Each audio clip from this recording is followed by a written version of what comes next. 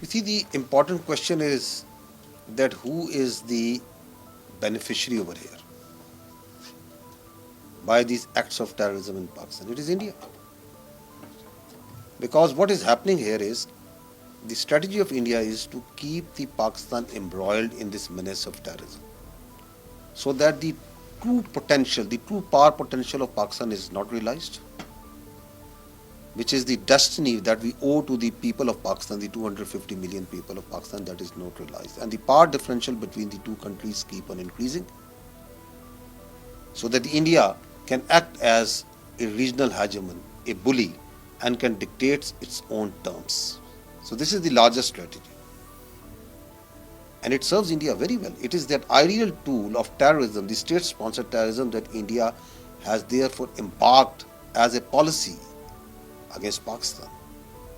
And if you see historically, it is not that it's being done for the first time, and it's not only in the last 2 decades plus this being done. If you go way back in 1971, what was Mukti Bani? That was also state-sponsored terrorism of India. And historically, if you see, Indians have acknowledged it. Prime Minister Modi went on record, not only acknowledged but boasted about it, that we use terrorism, we use Mukti Bani. On the other hand, what Pakistan is doing? Pakistan is not only fully committed to fight this menace of terrorism, we are also fully committed to uproot this extremism and address this extremism in the society, because India over a period of time has taken a lot of advantage out of this drum beating of this extremism, this Islamic extremism in Pakistani societies. But what you have asked, to understand that, we have to first acknowledge, and we have to first see that there is not one face of Indian terrorism. Indian terrorism in Pakistan has multiple faces. And I would like you to take briefly on these faces of terrorism with evidence that what India has been doing. So the first phase is this transnational killings, which in even the Canada, their Prime Minister, and in the America and the whole world is now saying that the Indians are involved. Pakistan, if you see, has come on record much earlier. This was in last year in 2024. These are the faces of the raw handlers. You can see his name. This is Anand, Ashok Kumar Anand. This is the raw handler who is involved, and this is the accomplice. Yogesh Kumar. These are raw handlers. Pakistan came on record with proofs, with terror financing of their involvement in transnational killing through criminal enterprise in Pakistan, targeted killings. It's all on public record. You move forward. This is just, I think, a couple of months ago. This is a deep-rooted investigation that was made public of Indian terror cell of Major Sandeep. This is a military intelligence officer serving official, Major Sandeep cell, which is carrying out IEDs, planting those all over Pakistan. And if you see these, you can see their records, the transactions that are going on between these people. These are the faces of these are his other accomplices. This is a serving non-commissioned officer, Sukhminder, of the Indian military intelligence. These are the other soldiers who are involved, and how they are doing it. These are the audios. They have all been made public already, where the instructions are being passed, where the money is being exchanged, where the targeting is being done. And these terror cells are operating, and they are telling that we are operating in Pakistan from Lahore to Quetta, and we are doing it for years. So this all evidence of these IEDs, where they were placed, how they are being done, this is all on record. And that is not all. If you see the Indian Prime Minister, Mr. Ajit Doval, what have they been saying? Have they not gone public and saying that we need to destabilize Pakistan, we need to destabilize Balochistan? The world has seen the words of Bikram Singh, the Indian Chief of Army Staff, that we need to instill destabilization in Balochistan and in Pakistan. They are political faces. And once these terrorist leaders. Some of them surrender, some of them are captured. Once they debrief them, and then they go public, and they come very clean that it is India who is funding them. This is Mr. Sarfraz Bangalzai. This is a press conference, public press conference. He surrendered with his 70 terrorists and told very clearly that it was Indians who are funding it, Indians who are planning it. It is raw. And not only that they are using men, they are also exploiting the Baloch women for this nefarious purposes. This is Mr. Gulzar Imam Shambe. He was head of the Baloch Nationalist Army. He was a top leader. He surrendered. And he told the horrific details that how the Indians, the raw, they are doing all this terrorism. That how he went to India in 2017, met the raw officials, how funding was done, how all this is being orchestrated. This is Najibullah. This year came public along with his accomplices. Same old story. So these are living humans who are telling that, and these are acknowledged leaders of the Fitna al-Hindustan, of these people who are doing terrorism in Pakistan. And who can forget the serving commander Kulbhushan Yadav? His case, everything is clear. His statement is absolutely clear. His cross-examination, everything is clear. That how Raw is orchestrating terrorism inside Pakistan. These all is public. This evidence is also public. What I'm showing you here is the ringleaders. This is Mr. Bashir. This is Bashir Zeb. This is the of Fitna al-Hindustan. This is Aslam Achu. These are the Indian provided passports, the travel documents. These are the places and hospitals in India where they have been treated. This is the Kharji commander Malik Faridoon in Indian hospital getting treatment. This is a Fitna al-Hindustan commander in Indian hospital getting treatment. This is all on public. People know it. This is what I'm telling you is the evidence that is already been put. The transactions, the intelligence intercepts, multiple other evidence is there that has also been shared with the countries and in the dossiers that have been given. And then, very interestingly, this is after Marka-e-Haq, 11th May, this is a press release of the Fitna Hindustan main organization, that is BLA. This was issued on 11th May. This, not 2 months ago. It says, we assure India that if it makes the final decision to eliminate the state of Pakistan, BLA, along with this entire nation, is ready to attack from western border. We will become India's practical military arm. This is on record. This is an internationally acknowledged terrorist organization. And where do you find these people?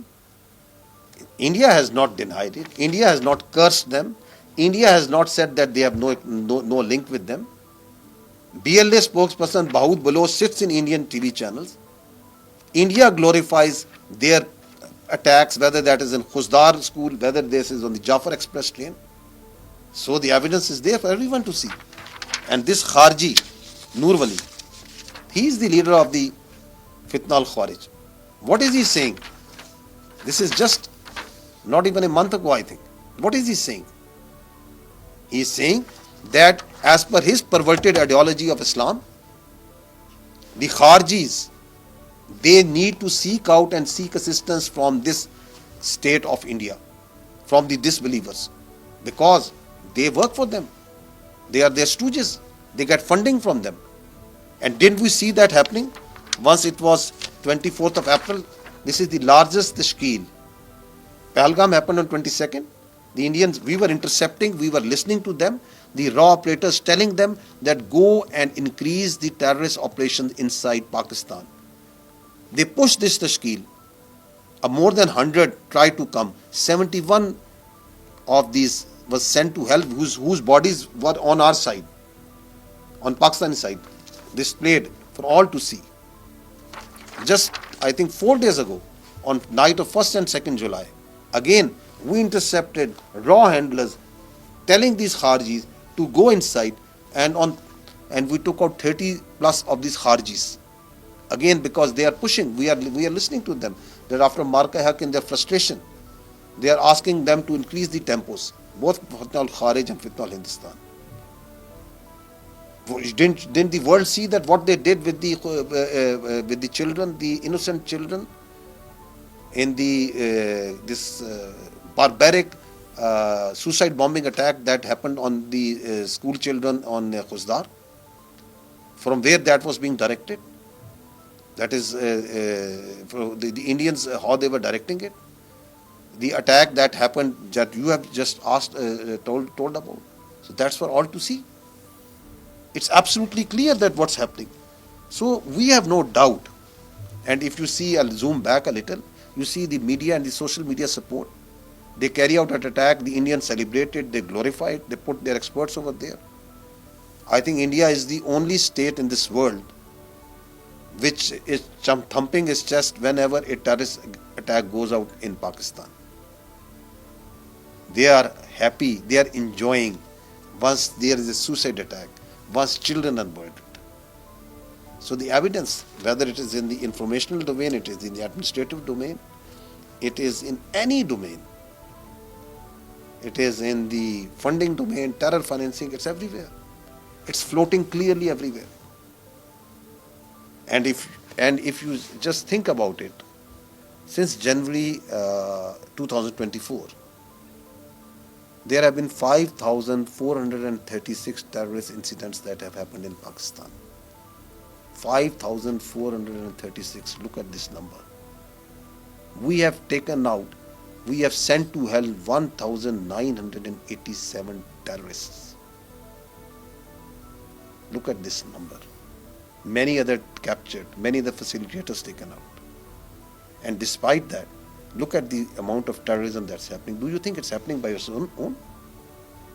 This cannot be, this terror enterprise cannot be sustained without the sponsorship of India.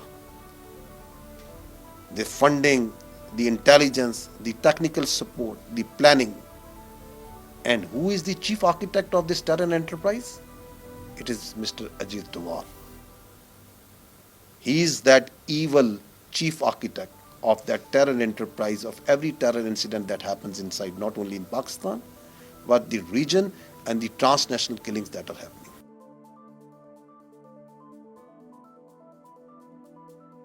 Pakistan is not a reckless and irresponsible state like India, who's very quick to put its blames, its internal problems and issues on other states rather than resolving them. We must understand that terrorism is an internal problem of India as a result of the continuous oppression which the India does on its minorities as part of its policy against Muslims, especially Kashmiris, Sikhs, Christians, other minorities, and even its own backward caste. So rather than addressing these grave injustices, inequalities, and doing soul searching, it is very quick to put all the blame on Pakistan. This externalization of the internal problem of terrorism, this goes as a policy in India.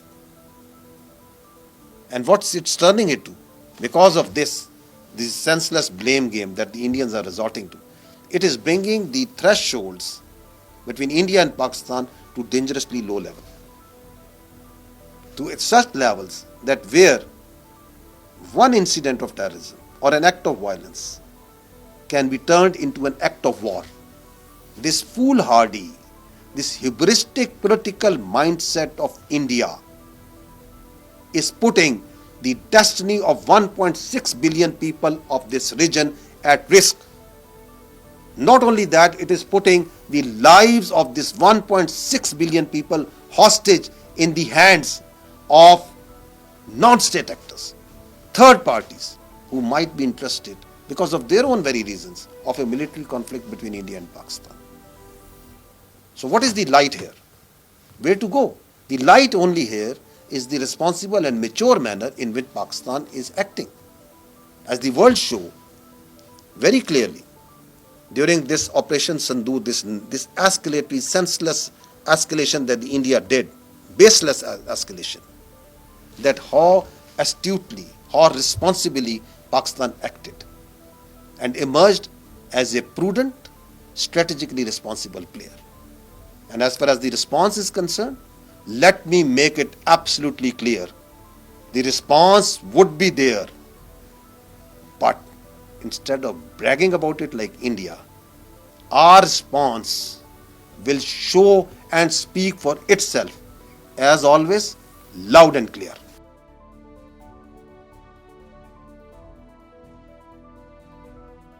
The incident timing, as you are referring, this incident is not some standalone incident of terrorism. As I have already, I think in the first question we discussed in detail and length about it, this is part of a chain, long chain of the terrorist enterprise that has been waged by India, spearheaded by Mr. Ajit Doval. So it is part of that.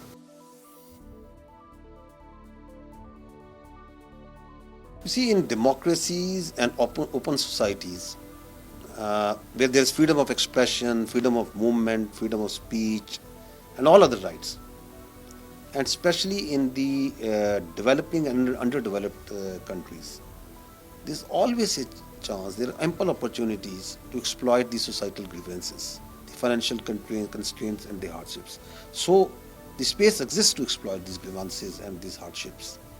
In case of Pakistan, the problem is much more compounded due to the presence of large number of aliens who are readily available as hired guns.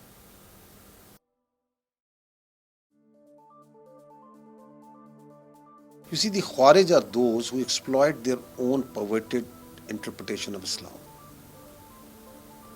Terrorism, which these Khawarij do,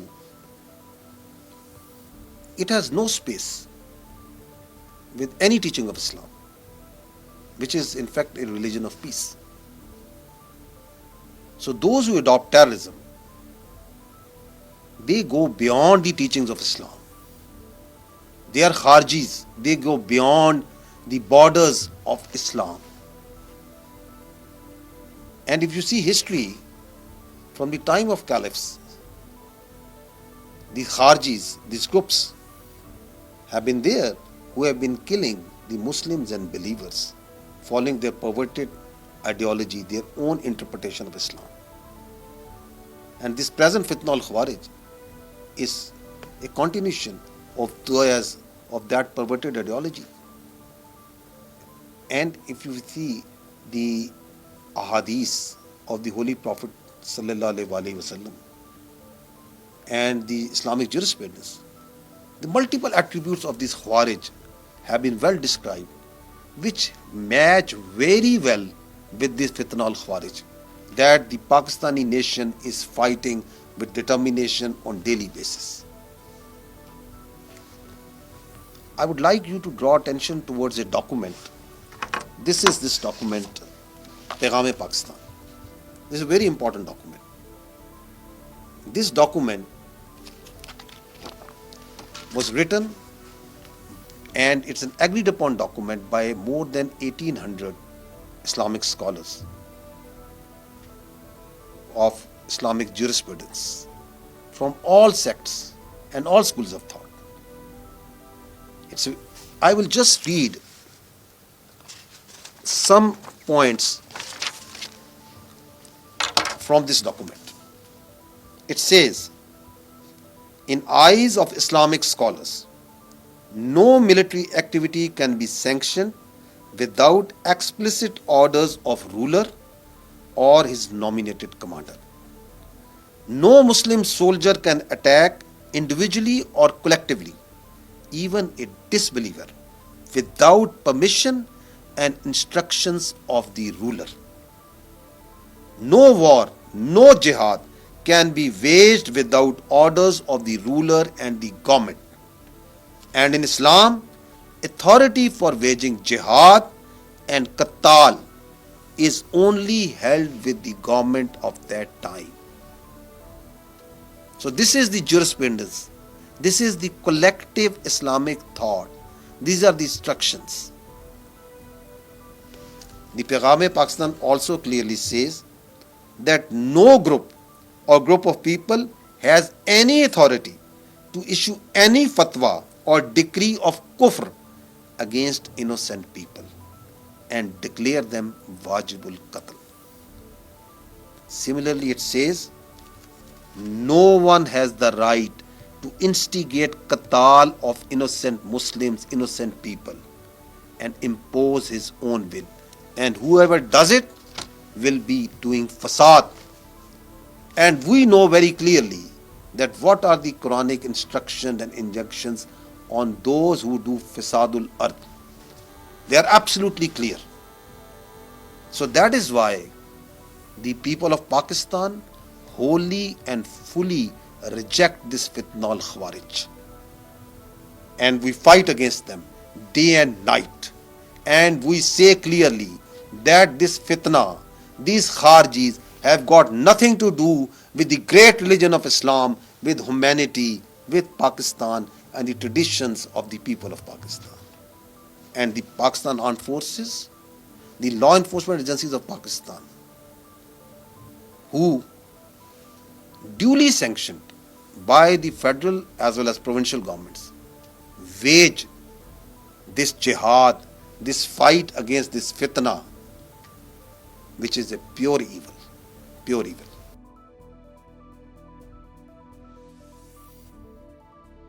You see, Iran is Pakistan's brotherly, neighborly Islamic country. Pakistan's relations with Iran are based on common faith, history and culture. And in this recent conflict, Pakistan's support to Iran has been totally principled, based on UN Charter, international law and laws of armed conflict.